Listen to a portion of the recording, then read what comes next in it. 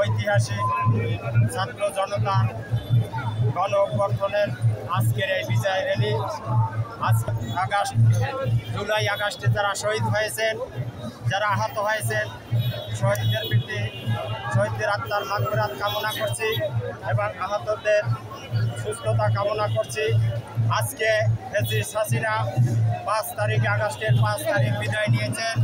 এই ফ্যাসিস্ট হাসিনা এদেশের গণতন্ত্রকে হত্যা করেছে, এই দেশের মানুষের ভোট অধিকার হত্যা করেছে, এদেশের মানুষের মৌলিক অধিকারগুলো হত্যা করে তিনি এই দেশের মানুষকে এই দেশ থেকে বাংলাদেশ থেকে একটি কবরস্থানে পরিণত করেছেন।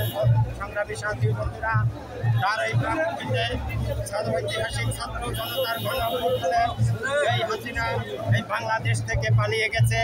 পালিয়ে থেকে তিনি আজকের এই ষড়যন্ত্র থেকে তিনি পিছিয়ে নেই, তিনি আবার বাংলাদেশকে নিয়ে একটি ষড়যন্ত্র করে যাচ্ছেন। জাতীয়তাবাদী দল বিএনপি থাকতে আজকের এই ষড়যন্ত্র সফল হবে না। তাই ঐতিহাসিক এই আজকের এই বিজয় র্যালি থেকে বাংলাদেশ জাতীয়তাবাদী বার্তা দিতে চায় যে বাংলাদেশ জাতীয়তাবাদী দল কোনো ষড়যন্ত্রকারীদের এই বাংলাদেশে স্থান হবে না। আজকে শহীদদের বাংলাদেশে হাজার হাজার লোককে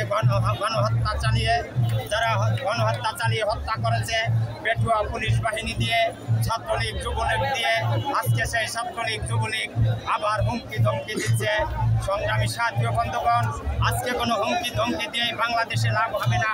জাতীয়তাবাদী দল দীর্ঘ 17 বছর এই বাংলাদেশকে রক্ষার জন্য আন্দোলন করেছে, বাংলাদেশের ভোট অধিকারের জন্য আন্দোলন করেছে, অতীতেও যেইভাবে আন্দোলন করেছে। গণ অভ্যুত্থানের আজকের এই বিজয় র্যালিতে আমরা বাংলাদেশের গণ অভ্যুত্থান বিজয় র্যালি থেকে বার্তা দিতে চাই যে বাংলাদেশে কোনো ফ্যাসিস্টের স্থান হবে না। এই বলে আমি সকল শহীদদের কামনা করি এবং আহতদের বিশেষ করলাম। আল্লাহ হাফেজ।